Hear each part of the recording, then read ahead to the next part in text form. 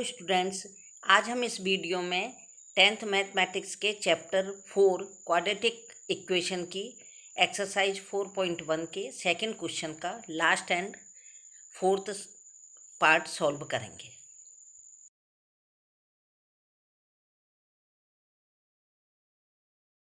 Four point one का second question है, निम्न स्थितियों को द्विघात समीकरणों के रूप में निरूपित कीजिए। इन्हें हमें क्या करना है कि द्विघात यानी कि क्वाड्रेटिक इक्वेशन के फॉर्म में बताना है। इसका फोर्थ पार्ट है, एक रेलगाड़ी 480 किलोमीटर की दूरी समान चाल से तय करती है।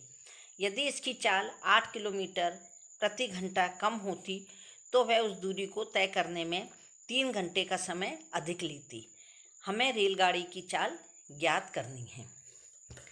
इंग्लिश मीडियम के बच्चों के लिए जो सेकंड क्वेश्चन है वो है, represent the following situations in the form of quadratic equation.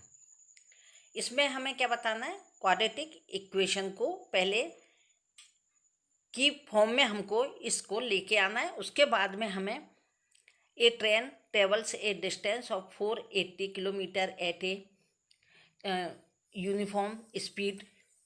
If the speed had been 8 km per hour less, then it would have taken 3 hours more to cover the same distance. We need to find the speed of the train. हमें इसमें पहले उसका equation बनाना है। जब equation यानी समीकरण बन जाए उसके बाद हमें ट्रेन की स्पीड फाइंड करनी है। तो इसमें भी हम सबसे पहले क्या करेंगे कि लेट द, क्योंकि जो चीज़ उन्होंने पूछी है फाइंड की करनी है हमें, उसी को हम मान लेते हैं, यानी लेट लिखकर सॉल्व करते हैं। Let speed of the train be x kilometre पर क्या है हाँ, यानी कि यहाँ पर हम क्या लिखेंगे हिंदी मीडियम के बच्चे कि माना कि रेलगाड़ी की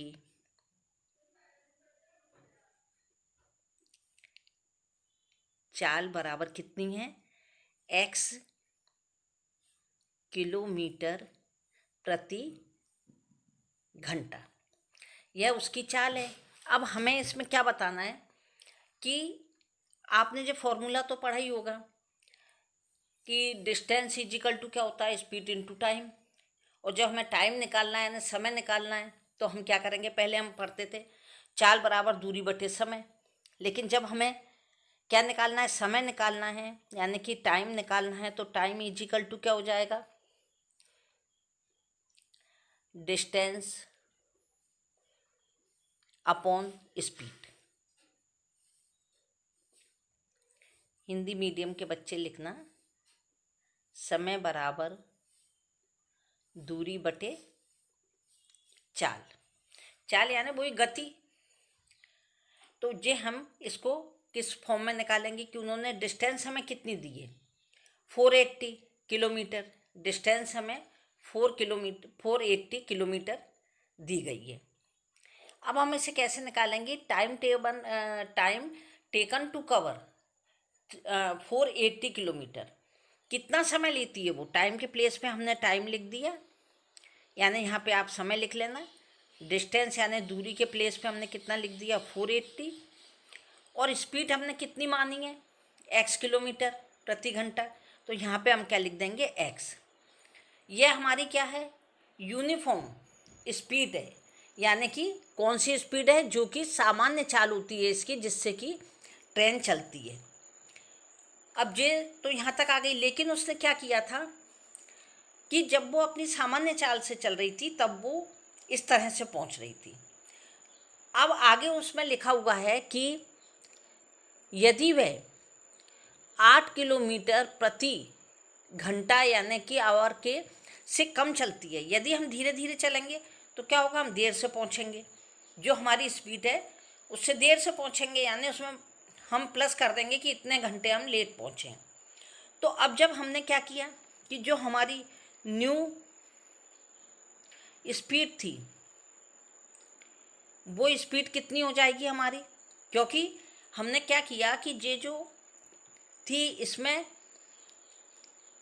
डिस्टेंस, जो डिस्टेंस था हमारा या फिर दूरी थी, उस दूरी में उसने क्या किया कि जो एक्स थे उससे धीरे धीरे चली है वो, तो न्यू स्पीड कितनी हो गई, डिस्टेंस तो उतना ही रहा 480, लेकिन जब वो धीरे चल रही है तो प्रति किलोमीटर वो क्या कर रही है, पर किलोमीटर वो 8 किलोमीटर धीरे धीरे चल रही है वो। जैसे कि उसे चलना है यदि 100 तो वो कितनी चल रही है 92, यानी धीरे चल रही है तो वो टाइम ज़्यादा लेगी, क्योंकि ट्रेन लेट कब होती है, जब वो थोड़ी स्पीड उनकी कम हो जाती है। अब इसका हमें इक्वेशन बनाना है, तो ये धीरे धीरे जो गाड़ी चल रही है वो इससे क्या कर रही है, 3 घंटे का समय ज़्यादा ले रही है। यदि आप धीरे चलेंगे तो आपको स्कूल पहुंचने में थोड़ा टाइम ज़्यादा लग जाएगा, आप लेट हो जाएंगे। तो यानी जो धीरे चल रही है उसे हम लेंगे पहले 480/x-8। ये क्या है कि जो ट्रेन धीरे चल रही है कितनी, जो उसका समय है, जो स्पीड है उससे 8 किलोमीटर कम, यानी कि धीरे धीरे चल रही है, तो वो क्या लेती है, जो उसकी एक्चुअल स्पीड है उससे 3 घंटे का समय ज़्यादा ले रही है। यानी कि जो धीरे चलती है तब वो क्या होती है, जो उसका एक्चुअल स्पीड है, एक्चुअल स्पीड से 3 घंटे का समय ज़्यादा ले रही है। अब इसका हम इक्वेशन बनाएंगे, ये आपको अच्छी तरह समझना है। कई बच्चे क्या करते हैं, इसको पहले ले लेते हैं, इसको बाद में ले लेते हैं, तो पूरा इक्वेशन माइनस के कारण पूरा गलत हो जाता है। यानी कि जो चाल अपन धीरे चल रहे हैं, यदि हम धीरे चल रहे हैं तो जो हमारी एक्चुअल स्पीड है उससे हम ज़्यादा टाइम लेंगे ना, तो इसलिए सबसे पहले कम जो स्पीड कम की है वो इजिकल टू में किसके आ जाएगी, एक्चुअल स्पीड प्लस 3, यानी 3 घंटे ज़्यादा ले रही है। अब हमने इसको किया तो 480/x-8, इस पूरे को हम LHS में ले आएंगे, तो 480/x इजिकल टू ये इधर आ जाएगा 3, ये तो इधर ही है तो इधर का रहेगा तो प्लस का ही रहेगा। ये जब इधर आ गया LHS में तो यह क्या हो गया, माइनस का हो गया। अब हम इसका क्या लेंगे, LCM, तो x ये आ गया x-8 और इधर आ गया x। अब इन दोनों का हमने क्या किया, क्रॉस मल्टीप्लाई किया, तो इन दोनों का किया तो क्या आया 480x। अब माइनस का x का मल्टीप्लाई हम पहले 480 में करेंगे, फिर -8 का हम -480 में करेंगे। तो जब x का हमने -480 में किया तो हमारा कितना आया 480x, और माइनस का इस माइनस से करेंगे तो यहाँ आ जाएगा प्लस, और 480 का मल्टीप्लाई यदि हमने 8 में किया तो कितना आया, 8 की यहाँ पे 0 आ गई, 8 जब 64 और यहाँ पे 38, ये हमारा क्या हो गया, इक्वेशन हो गया। अब इससे ये कैंसिल हो गया। अब इसका मल्टीप्लाई हम एक बार और कर लेते हैं, यहाँ 3840/x का x में किया तो x² और -8 का इसमें किया x में, तो यह आ गया। यहाँ तक हमारा क्वेश्चन सॉल्व हो गया। अब हम इसको क्या करेंगे, इस पूरे ब्रैकेट से इसका क्रॉस मल्टीप्लाई कर दिया, इसका इससे कर दिया, 3 का किया तो 3x² और -24x इजिकल टू 3840। यहाँ तक आ गया। अब हम इसको मेन इक्वेशन पे ले रहे हैं, 3x² -24x, यह इधर आ गया तो ये क्या हो गया, माइनस का हो गया, कितना 3840 इजिकल टू 0। अब यदि आप इस इक्वेशन को, ये तो हमारा इक्वेशन बन गया है क्योंकि हमने इससे जो इक्वेशन बनाया है, अब यहाँ पर हम वही लिख देंगे। यदि आप इसको सॉल्व नहीं करते हैं, जैसे कि ये 2 मार्क्स का आता है और आप इसे सॉल्व नहीं करते हैं, तो इसको यहाँ पर ही इतना लिख करके लिख देना, this is of the form ax² + bx + c is equal to 0, so it is quadratic equation. यानी कि इस समीकरण यह समीकरण ax² plus bx plus c बराबर 0 के प्रकार का है, अतः यह द्विघात समीकरण है। लेकिन जब हम इसको आगे सॉल्व करेंगे तो हम इसमें क्या करेंगे, पूरे में 3 से डिवाइड कर देंगे या 3 कॉमन ले लेंगे। इसकी भाषा कोई भी बोल सकते हैं आप। इसमें हमने से 3 कॉमन लिए तो यहाँ क्या आ गया, x² माइनस 8x, और इसमें 3 का किया तो 1, यहाँ पे कितना आ गया 2, यहाँ पे आ गया 8 और 0 इजिकल टू 0। अब हम यहाँ पे लिख देंगे this is of the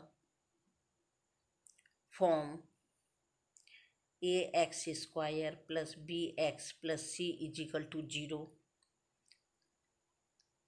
so it is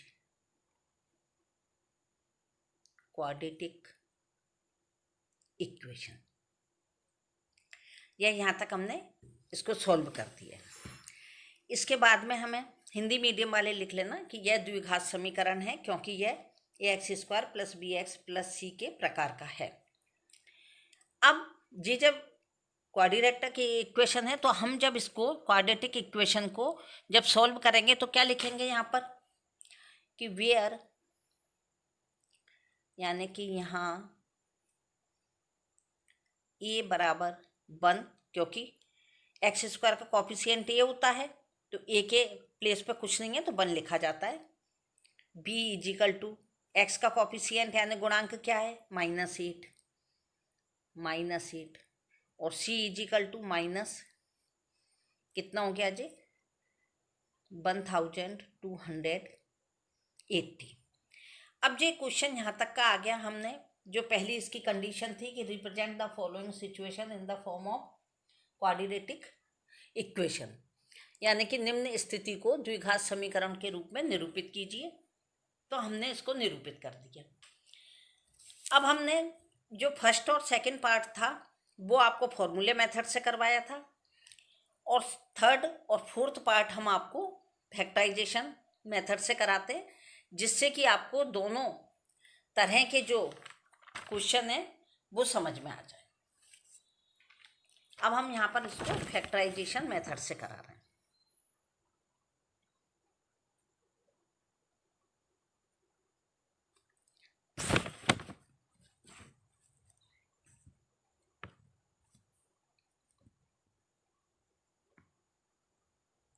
factorisation method यानी गुणनखंड के द्वारा हम इसको सॉल्व कर रहे हैं।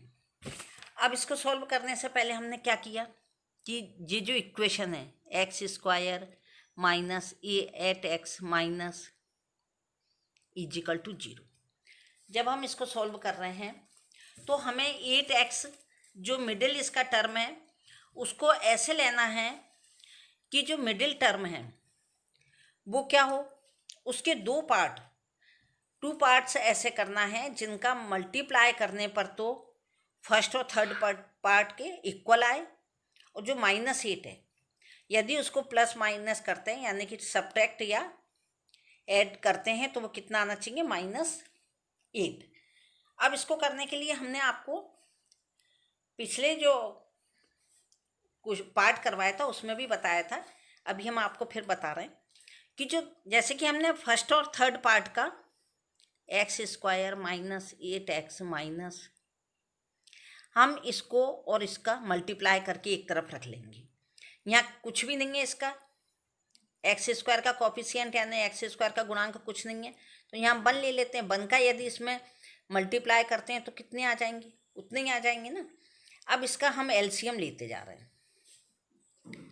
640 320 यानी 2 से ही जाता जाएगा ना अभी तक तो जी।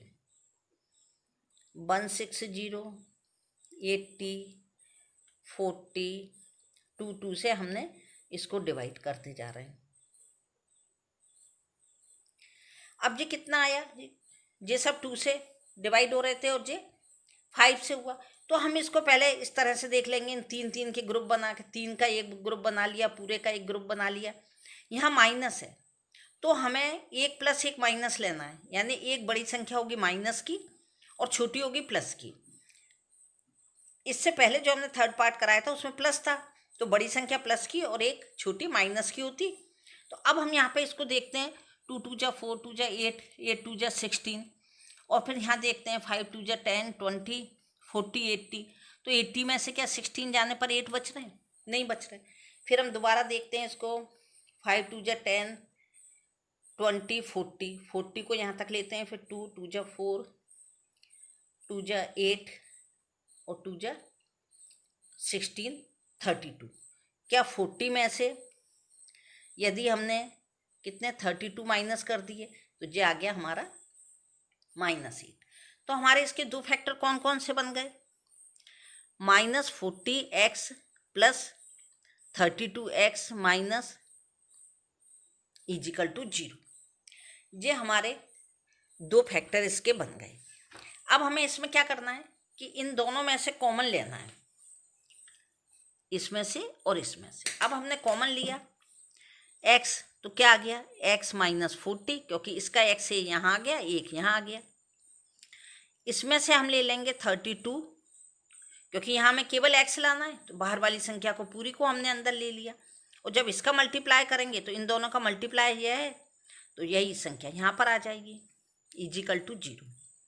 तो एक तो हमारी क्या बन गई x प्लस 32, और एक बन गई क्या x -40 इजिकल टू 0। अब इसके आगे यहाँ तक तो हमारा इक्वेशन जो था वो सॉल्व हो गया। एक तरीके से जो हमने 2.2 में जो क्वेश्चन करवाए थे आपको, उसमें हमने आपको बताया था कि ये क्या है, शून्य क्या है, यानी जीरोज फाइंड किए हैं। यहाँ हम x की वैल्यू फाइंड कर रहे हैं और x क्या है, ट्रेन की स्पीड है। तो अब हम यहाँ पे क्या लिखेंगे, सबसे पहले हम यदि ये लेते हैं x -40 इजिकल टू 0, तो क्या आ जाएगा x इजिकल टू कितना आ जाएगा 40 प्लस के। और एक बार हमने लिया x प्लस 32 इजिकल टू 0, तो यहाँ पे क्या आ गया x इजिकल टू -32। अब -32 तो हो नहीं सकती, ट्रेन की जो स्पीड है, रेलगाड़ी की जो चाल है, वो संभव नहीं है। तो हम यहाँ पे लिखेंगे x is equal to -32 speed of train. हो सकती है जे नहीं हो सकती, क्योंकि यह क्या है नेगेटिव है, यह क्या है नेगेटिव है, जो कि क्या है इम्पॉसिबल। ये इम्पॉसिबल है, यानी यहाँ पे हिंदी मीडियम वाले लिखना -32 रेलगाड़ी की चाल होना संभव नहीं है। अतः x बराबर, अब हम क्या लेंगे 40, तो x इजिकल टू 40 लिया हमने। अब जब एक x इजिकल टू 40 कब हुआ, जबकि यह x -40 इजिकल टू 0 था, तो x इजिकल टू कितना आ गया 40 किलोमीटर प्रति घंटा, यानी कि x इजिकल टू 40 किलोमीटर पर हार्स। यहाँ तक आ गया। अब हमें इसका केवल आंसर लिखना है, स्पीड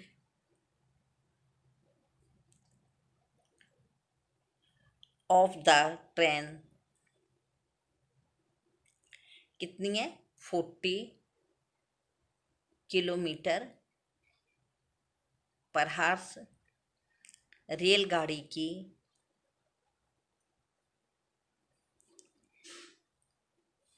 चाल बराबर 40 किलोमीटर प्रति घंटा। यह हमारा आंसर आ गया है। यदि यह क्वेश्चन 2 मार्क्स का है तो आपको केवल उसका क्वाड्रेटिक इक्वेशन बना के बताना है। कहाँ तक का, केवल यहाँ तक का x² -8x 1280 या ये दोनों में से कोई भी आप बना के दे दीजिए। और यदि पूरा आ रहा है, यदि हमें कि find the speed of the train, यानी कि रेलगाड़ी की चाल फाइंड करनी है, तो हमें इस क्वेश्चन को पूरा सॉल्व करके बताना होगा।